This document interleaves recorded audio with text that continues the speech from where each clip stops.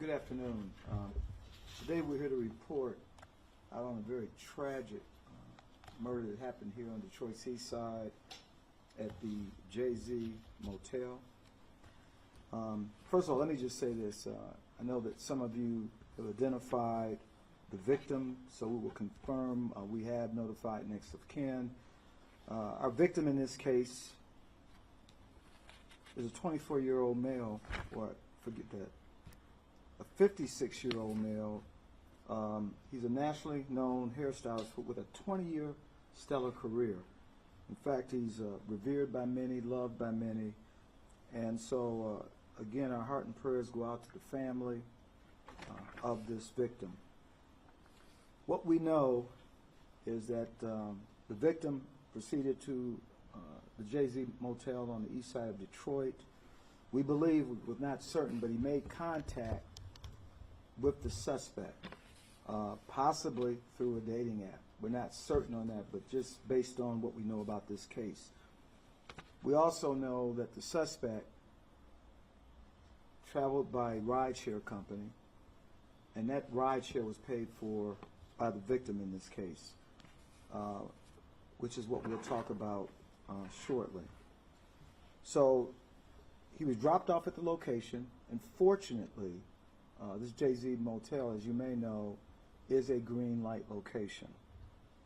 Once at the location, we believe the suspect stayed for several hours, and it was hotel staff that checked the room and learned and found the deceased of Mr. Calabat.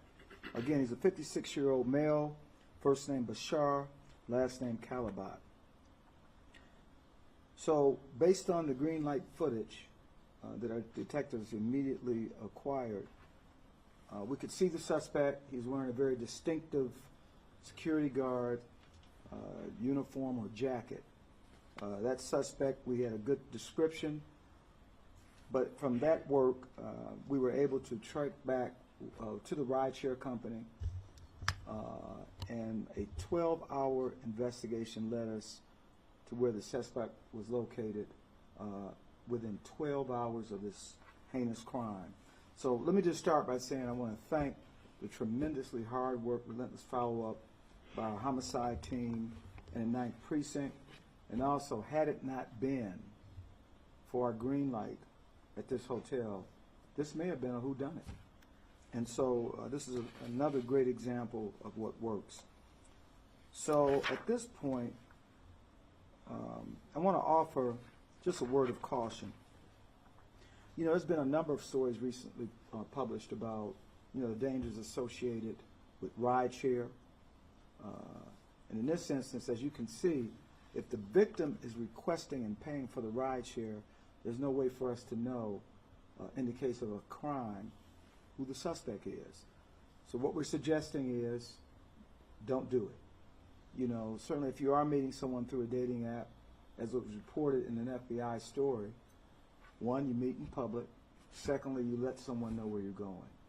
There have been too many cases recently, locally and across this country, where there's been very violent crimes associated with the use of dating apps. Again, we're not saying in this case, but again, we have a strong belief that happened. But there was also a story that emanated out of Los Angeles, and it was a spokesperson for this company called Match Group that has a lot of free dating services.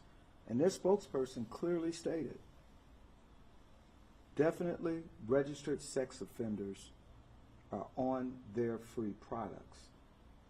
So that should be a word of warning to anyone who uses these apps. Be careful.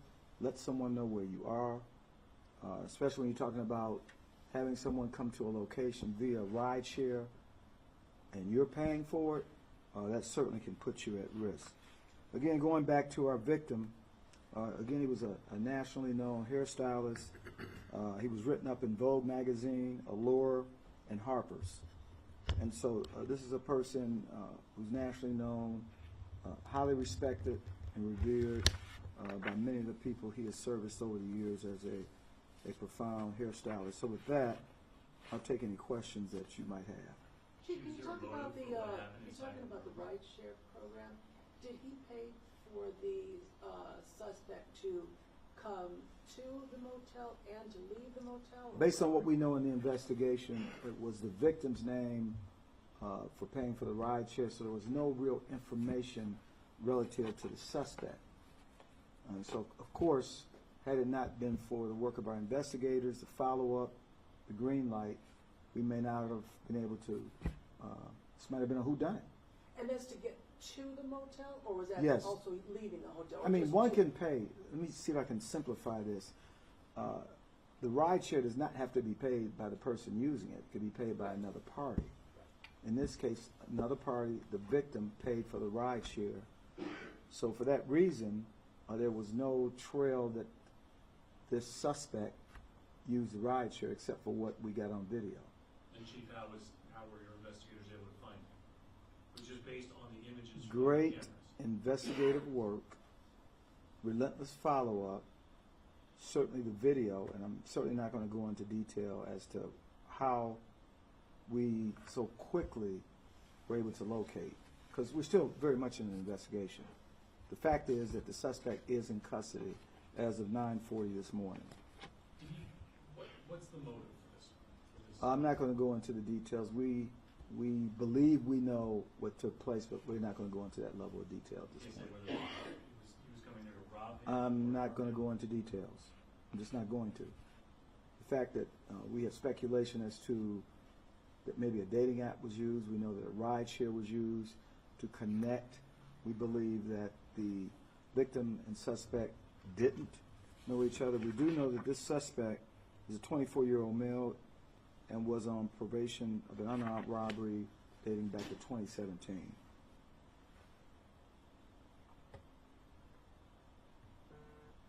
Chief, we had heard, I guess some passersby reported a commotion over at Brewery Park. Is that where the suspect was picked up? We understand he's a security guard. In the area of Brewery Park, yes. I don't know if I would call it commotion. He was taken in custody, so, yeah. Any other questions? And just to be clear, this suspect was wearing his security guard uniform on Well, the jacket, Okay, and that's seen on the green light video? we could see it on the video. But again, the green light video was significantly helpful in leading us to the suspect. And just to confirm, the suspect was a fatal assault? Not shots or... At this point, pending determination by the coroner, we believe it's probably blunt force trauma. But at this point, that would be speculation on our part, and that would be a determination made by the coroner. But again, I think it's so important on those precautions. We believe that there were two last year, 2019, that had a connection to a dating app. Again, it was a story, certainly a story in another part of Michigan recently, where a person met someone on a dating app. The case involving the mutilation and the murder of a male that was tied up. And so extreme caution. And even out of the words of a spokesperson for a company that has many free apps to dating sites admit, and while these companies are trying to put in safety measures, sex offenders are using these apps. So proceed with caution. You're not saying this has something to do with the sex offender? I'm not suggesting that, no. I'm just saying in general. So if sex offenders are using these apps, one should proceed with caution. We just want our community to stay safe. Okay, thank you.